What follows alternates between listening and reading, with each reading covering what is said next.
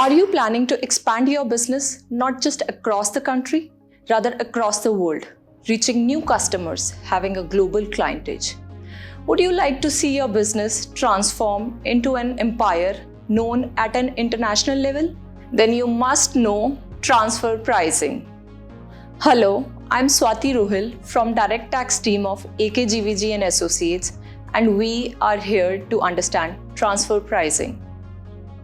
Today, business models are being structured in different branches and subsidiaries in different geographical locations governed by laws in different countries, yet dealing within the group in a highly complex manner. The transactions may no longer governed entirely by market forces.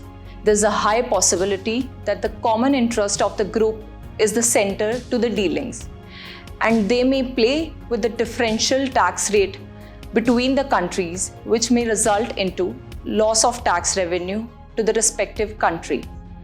The tax authorities are also aware of the same, and they are tracking the taxpayers at every level in more intense manner than ever before. Understanding transfer pricing can help us in planning the affairs of the business in diligent manner and avoid litigations. From tax perspective, transfer pricing is a whole regime to test and report various transactions in nature of income, expense, allocation, restructuring, etc. that are taking place between two or more associated enterprises. It may be a transaction within domestic boundaries or across the border of the country. This leads us to two segments of transfer pricing, namely domestic and international. To ensure that transactions within the group are undertaking at market rate, the concept of transfer pricing has emerged, wherein the transactions are compared.